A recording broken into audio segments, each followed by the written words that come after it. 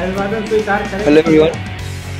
मैं राष्ट्रीय जनता दल सैनिक प्रकोष्ठ प्रदेश उपाध्यक्ष सार्जेंट रजनीश कुमार आप सबका अभिवादन करता हूँ। Yes. Hello everyone. Welcome back to this episode of Political Analysis by Rajnish Kumar. And it's again an awesome episode with you guys. Thanks for watching all the episodes. 60 plus episodes is uploaded on this channel. So kindly check out the episodes. It's available in the playlist as well. So let's start with the video. तो यहाँ पे हम लोग फिर से एक topic है जो बिहार के बारे में है। तो बिहार में सबसे पहला सवाल सर के लिए है कि बिहार में जो एमएलसी इलेक्शन है उसकी बात चल रही है, तो इसके बारे में हम लोग आज बात करने वाले हैं। तो सर लेट्स स्टार्ट। हाँ, अभी लोकल बॉडी के इलेक्शंस होने वाले हैं जिसमें जो इलेक्टेड रिप्रेजेंटेटिव्स हैं विलेज के मुखिया वार्ड मेंबर ये सब वोट करेंगे। और यह बहुत ही हॉट टॉपिक चल रहा है क्योंकि ऑलमोस्ट सारे ओके। पॉलिटिकल पार्टी इसमें खास इंटरेस्ट ले रहे हैं अपनी पॉलिटिकल मसल्स दिखाने हम्म। के लिए कि जबकि पार्टी लाइन पर यह इलेक्शन नहीं होना है, पार्टी के सिंबल पर नहीं होगी इलेक्शन, लेकिन पॉलिटिकल पार्टीज के जो सपोर्ट होते हैं वह इसमें मायने रखते हैं। तो इसलिए हम लोगों ने सोचा, खास यह बात इस इसलिए पे। हो गया है क्योंकि हम्म। पूरी बात चल रही है कि यह चुनाव माने पॉलिटिकल प्रोसेस से कम इकोनॉमिकल प्रोसेस से ज्यादा होने वाला। तो ओके। सब लोग कह रहे हैं कि इसको वही जीतेगा जिसके पास पैसा है, यह इलेक्शन पैसे से ही होगा। तो वैसे से।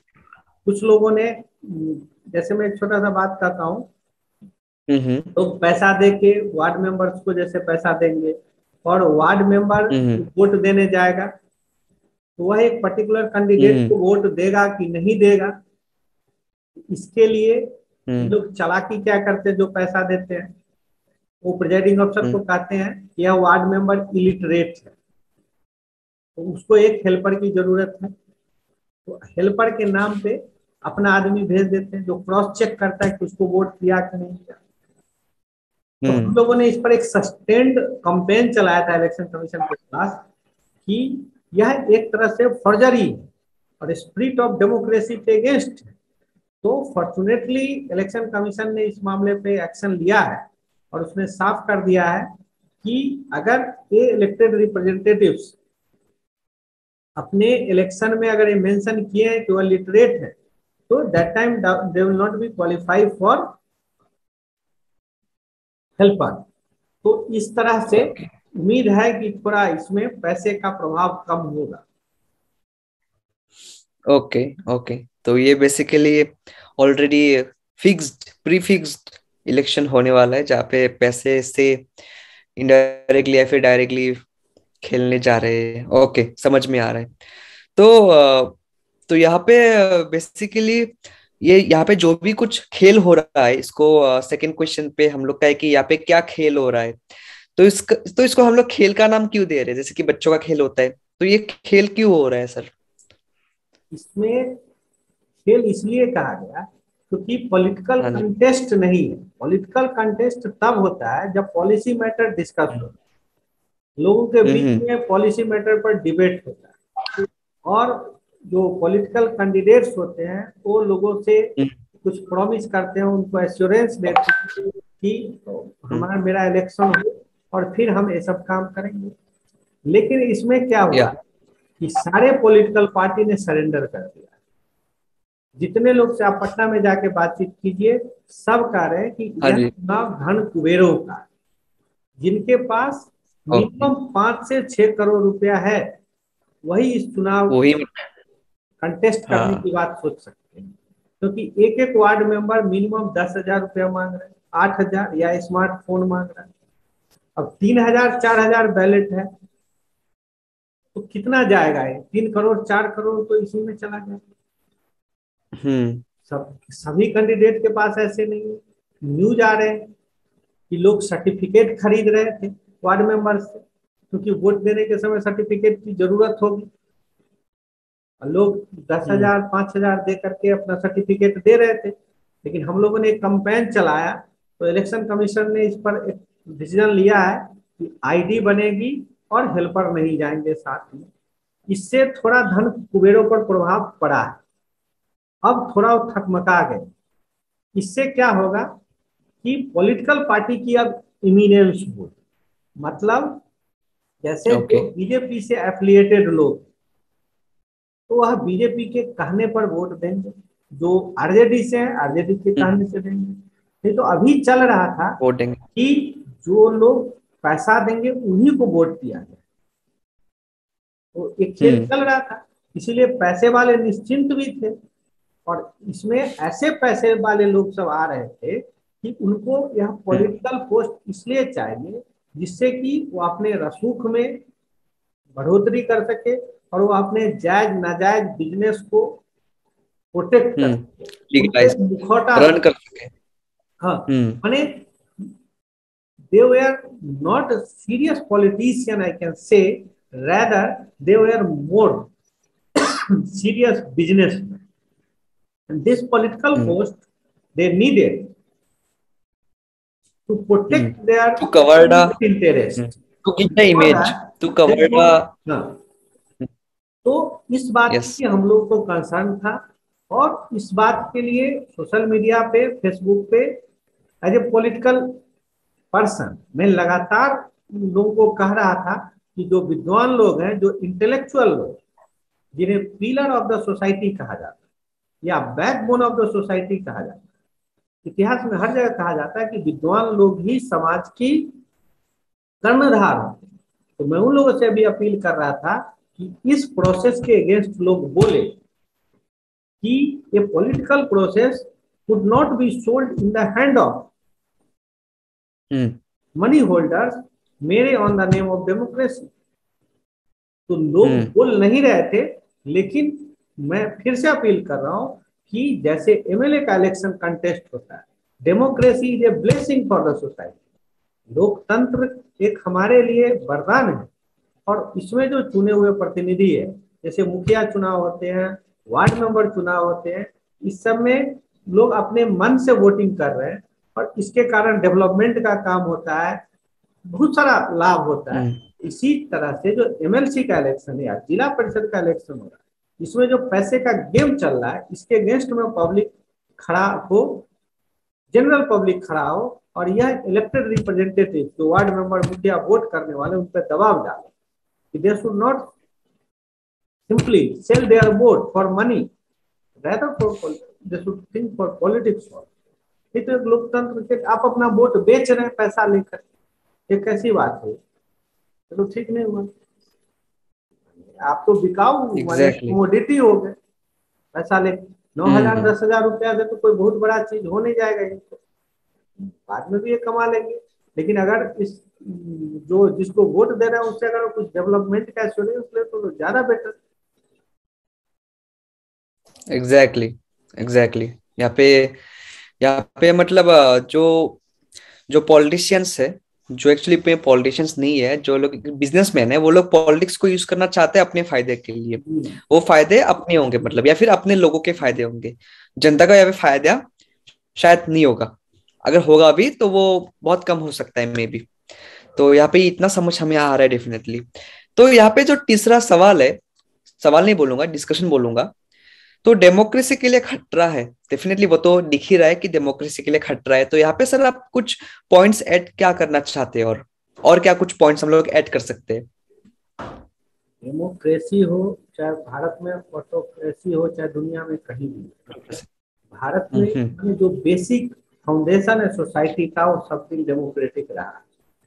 इंडिया में खास कहना चाह रहा हूँ, शुरू से हम पढ़ते आ रहे हैं। भगवान राम तो राजा थे, उनको एक धोबी ने कमेंट कर दिया तो उन्होंने सीता माता को निकाल दिया। तो ये दिखाता है कि जो राजा भी था तो उसमें डेमोक्रेटिक फाइबर था। चक्रवर्ती राजा थे, उन्होंने अपने बेटे को अपना उत्तराधिकारी नहीं बनाया, because his own son was not the best. Means democratic fibre Bharat के सोशल स्ट्रक्चर में इनबिल्ट। अब मॉडर्न डेमोक्रेसी आई है, तो मॉडर्न डेमोक्रेसी का एक एसेंशियल एलिमेंट्स होता है एलाइट क्लास। यह जो एलाइट क्लास होता है वह थ्रू न्यूज़पेपर, राइटिंग, आज के दिन सोशल मीडिया और एक ग्रुप के थ्रू जनता के भावनाओं को प्रभावित करता और उसे सही डायरेक्शन देने की कोशिश करता। तो इनके वोट कम होते, लेकिन एलाइट क्लास का एक बड़ा रोल होता। और फ्री प्रेस, सब कहते हैं कि free press and fearless press, this is the basic element of the democracy. लेकिन आज के दिन सब जान रहे हैं कि न्यूज़पेपर में जो न्यूज होते हैं, स्पॉन्सर्ड न्यूज होते हैं, उसको भी पैसे वाले ने फेयर उनका हटा दिया। मैक्सिमम न्यूज़पेपर पैसे वाले के पास ही है। टाइम्स ऑफ इंडिया, जब से Sameer Jain times of India में आए, तब से उन्होंने एडिटर का पोस्ट ही बेकार कर दिया। अभी पहले टाइम्स ऑफ इंडिया के एडिटर थे गिरिलाल जैन। उस समय mister Jain was thinking himself equal to prime minister of India. अभी कौन है टाइम्स ऑफ इंडिया का एडिटर, कोई जानता भी नहीं। आज कोई एडिटोरियल लिखता है, कल कोई एडिटोरियल लिखता है। हिंदुस्तान टाइम्स में श्यामलाल लिखते थे तो भूकंप आ जाता था, खुशवंत सिंह लिस्टेड वीकली में लिखते थे। लेकिन आज किसका एडिटर कौन है, क्या लिखता है और उसका क्या इम्पैक्ट है सोसाइटी में, कोई नहीं जानता। तो जो डेमोक्रेसी में क्या है, तो बिहार में यह बात है कि जो जनता है, डेमोक्रेसी में जनता होना चाहिए पॉलिसी से अफिलिएट। तो जो साधारण वोटर है वो पॉलिसी से अफिलिएटेड, और जैसा कि वो अपने उसके पार्टी के लीडर कहते हैं वैसा वो काम करते हैं। नॉर्मल पब्लिक एकदम, माने जो एरिस्टोटल ने, अरस्तु ने डेफिनेशन दिया लोकतंत्र का, उसके हिसाब से परफेक्ट। लेकिन गड़बड़ी कर रहा है एलाइट क्लास। जैसे मैं एक एग्जांपल दे रहा हूं कि बीजेपी के वोटर वह किसी को भी कैंडिडेट बना देंगे, लोग वोट देंगे। लेकिन अब पटना में जो बैठे बीजेपी के लीडर्स हैं, वो वहां पे गोलमाल कर देते, वो ट्रू स्पिरिट में नहीं देते। बहुत सारी पार्टी है, वो जानती है कि उनके कहने से जनता वोट देगी, वो टिकट पैसा लेकर के बेच देते हैं। उसके बाद बहुत सारे लोग हैं, पैसा दे करके टिकट लेके आ जाते हैं, अब वोटर उनको मजबूरी में वोट देती है। तो जो डेमोक्रेसी का जो बेसिक रूट है, तो एमएलसी इलेक्शन में हो रहा, पैसे वाले पैसा दे करके इसको एक तरह से यूजर्व करना चाहते हैं, अपहरण करना चाहते हैं लोकतांत्रिक प्रोसेस का। तो इसमें भी जो एलाइट क्लास है, जो संभ्रांत विद्वान वर्ग है, वह इस बात को देखे कि अपर हाउस इसलिए बना था, यहाँ पे इंटेलेक्चुअल लोग रहेंगे, ज्ञानी और विद्वान लोग रहेंगे, अनुभवी उम्र दराज लोग रहेंगे। पहले से भी सभा में द्रोणाचार्य रहते थे, भीष्म रहते थे, कृपाचार्य रहते थे, जो अपने जीवन के अनुभवों में पके पकाए लोग थे। वैसे लोग अपर हाउस में होंगे, जो सरकार को करेक्टली गाइड करेंगे पॉलिसी मैटर्स पे, और इनके हाथों में युवा लोगों का भविष्य सुरक्षित रहेगा। लेकिन यहाँ हो रहा है उल्टा। जिनके पास मसल्स पावर है, जिसको इंडायरेक्टली क्रिमिनल भी कहा जाता है, जिनके पास मनी पावर है, चाहे वो किसी भी मीन्स से कैप्चर करो, वही लोग इस स्पेक्ट्रम को कैप्चर कर लेंगे। इसलिए इस अपर हाउस को बनाया गया था, काम को तो करना। ये तो डेमोक्रेसी, ये मैं बिहार के संदर्भ में ही बात कर रहा हूँ कि जिस तरह से बिहार के लोगों ने बहुत सारे प्रॉब्लम को ठीक किया है, इस एमएलसी चुनाव को भी ठीक करे, और पैसे पर नहीं जाके it should be politically contested battle, और जो पॉलिटिकली अपने पॉइंट को प्रूव करे वही इस चुनाव को। एग्जैक्टली तो यहाँ पे जो भी कुछ डिस्कशन हुआ वहाँ पे हमें बहुत कुछ समझ में आ रहा है कि जैसे यहाँ पे एग्जांपल्स भी दिया गया कि महाभारत के वहाँ पे कैसे होता था, या फिर यहाँ पे अभी कैसे हो रहा है बिहार में। तो यहाँ पे जो भी ऑडियंस है वो डेफिनेटली हर एक चीज जानती है, समझती है, लेकिन वो चुप रहती है। तो यहाँ पे चुप रहना भी एक मतलब क्राइम जैसा हो रहा है। नहीं, तो आप लोग भी नॉर्मल आदमी बोलती है, चुप रहता है यहाँ का इंटेलेक्चुअल क्लास। इंटेलेक्चुअल क्लास चुप रहता है, वो जानता है प्रॉब्लम हो रहा है, लेकिन वो अपनी ड्यूटी नहीं करता। प्रेस अपनी ड्यूटी नहीं करता। ये जो दो स्ट्रॉन्ग पिलर्स हैं, ये प्रॉब्लम क्रिएट करता है। ये चुप रहता है, ये नहीं बोलता। जबकि मेजर ड्यूटी, एरिस्टोटल ने भी बोला कि for functioning of democracy loyalty and integrity of the elite class is the most essential element. लेकिन ये जो इस पर है, जो हार्ट एंड ब्रेन है डेमोक्रेसी का, वही चुप, वही नहीं बोलता है. एग्जैक्टली. सो डेफिनेटली तो यहाँ पे अगर जो ऊपर से अगर हमें कुछ गाइडेंस नहीं मिले तो डेफिनेटली जो कॉमन पीपल है वो कुछ कर भी नहीं पाएगी. वो खुद से क्या सोच पाएगी. तो हमारा सोचने की बात है. डेफिनेटली. तो यहाँ पे एलाइट क्लासेस को पहले तो उनको चेंज होना होगा, या फिर वो चेंज होना ही नहीं चाहते, तो उस पर भी एक बहुत बड़ा टॉपिक हो सकता है फ्यूचर में. मैं 20 साल से देखता हूँ elite class is not distributed as they suppose. हाँ एग्जैक्टली. तो यहाँ पे एक बहुत बड़ा क्वेश्चन मार्क आता है उनके जो भी वो लोग काम कर रहे थे इतने सालों से, या फिर वो जैसे काम कर रहे थे, तो वो भी एक बहुत बड़ा टॉपिक बन सकता है जो हम लोग फ्यूचर में कवर कर सकते हैं. तो फिलहाल के लिए उन्हें चेंज होना होगा ताकि उस सिस्टम्स को वो लोग चेंज कर पाए, एटलीस्ट इन्फ्लुएंस कर पाए कि हाँ सिस्टम्स को ऐसे हम लोग चेंज कर सकते हैं ताकि जो बाकी प्रोसेस है वो स्मूथली रन हो सके. जैसे कि यहाँ पे एमएलसी की ही हम लोग बात कर रहे थे इस सेशन के दौरान. तो एमएलसी के एक तो पर्टिकुलर टॉपिक हो गया, इसके जैसे और हजारों हजारों प्रॉब्लम्स होंगे जिसके हजारों सोल्यूशंस होंगे. तो वो ठीक होंगे अगर जो ऊपर का जो कोर है तो वो अगर सही हो. तो रखते हैं इस वीडियो को यहाँ पे. काफी कुछ समझ में आया, काफी कुछ इंटरेस्टिंग वीडियो था. शेयर कीजिए अपने फ्रेंड्स को, अपने फैमिलीज को जो भी बिहार में है या फिर ऑल अक्रॉस इंडिया है, ताकि वो लोग शेयर कर सके अपने फ्रेंड्स को. And thank you for watching this particular video. Will come with some other exciting topic about Bihar, about other states as well, about political topic, non political topics as well. And till then keep watching. Thank you. Thank you.